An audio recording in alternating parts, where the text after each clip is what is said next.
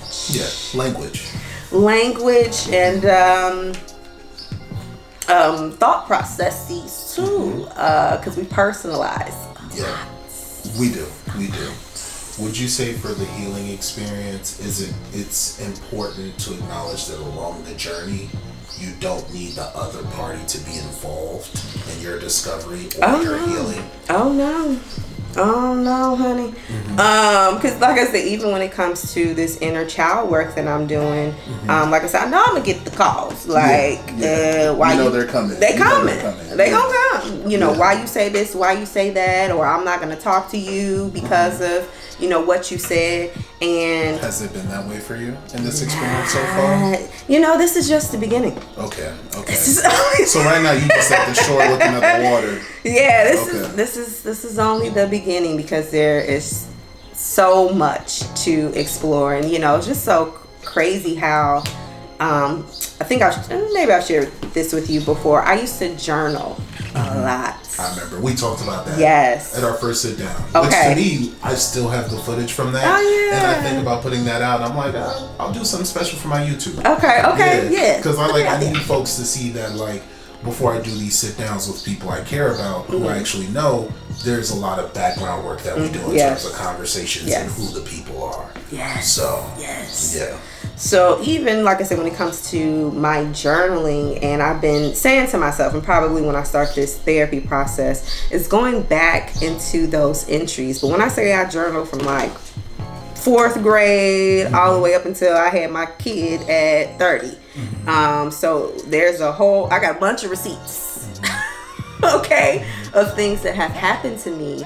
And like I said, so interesting, our brain does funky things to suppress these memories, and like I said, it wasn't until recent when all of the stuff just started like hitting, like, dang girl, like you went through a whole bunch of stuff. The brain's working overtime. The brain is said, okay, now we trying to get to the end goal. We don't need to talk about this, we don't need to think about that, just keep pushing to the side. But this whole time I've been thinking that again, I've work through those things because of where I am now, but it's still okay to hold space for those hurtful and or whatever moment that it was. But so when it comes to other people, a part of my healing, like I said, there's gonna be folks that's like, no, that's not true, such and such, and it's not about you, this is about me. So I don't need your participation in terms of support is cool, amazing, thank you. But it's not a prerequisite in terms of me getting the healing that I need. Yeah. What would you say the value is in coming from Chicago? Oh, Chicago. Oh, my city. Chi-town girl. Chicago. Oh man. It's interesting because I had like I had so many experiences. I was fortunate enough to be primarily raised by my grandmother, who, again, like I said, she made it, you know what I mean? She really, really set the tone for us, because we're from the projects in real life. So, you know what I mean? Like, we got that history, but my grandmother really, really set the tone for us to be like, you can do it different. So she became the social worker. She went back to school in her 30s. Which was not easy at that time. Okay. Yeah. Okay. So, she really, really applied herself. So I was able to be raised in a neighborhood that was middle class. Okay. But I still had the my mother's influence as well. My mom is from the west side of Chicago. So I grew up on the south side, but my mom, she a little hood.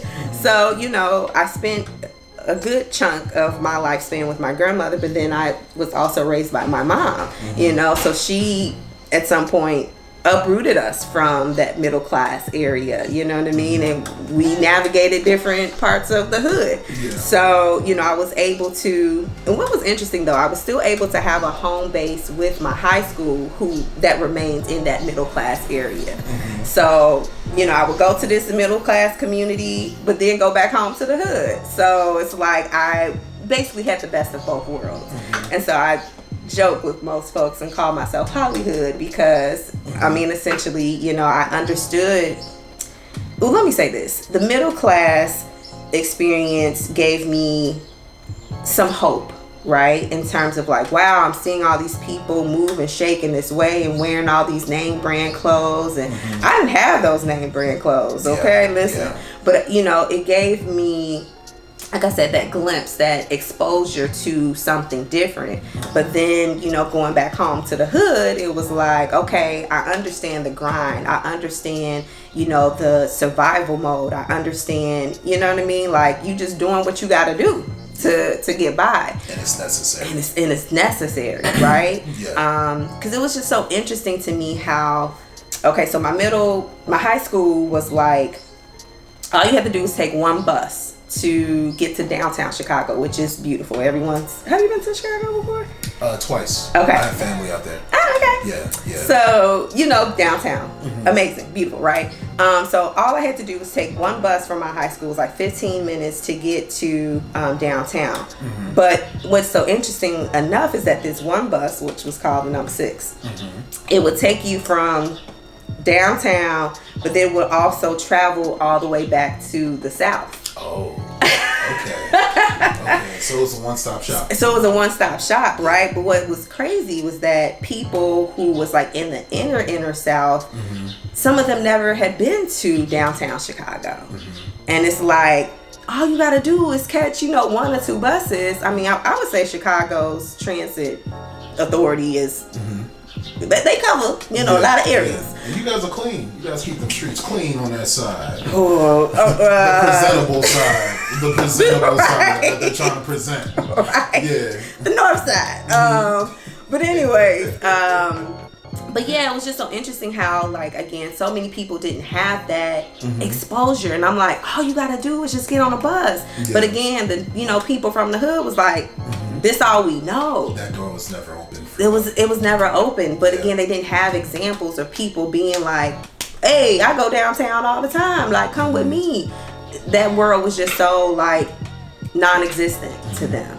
Also, there's probably a history of we get in trouble for being Oh, you know, Chicago, you know, as most of us know, is a very segregated city. Still to this day.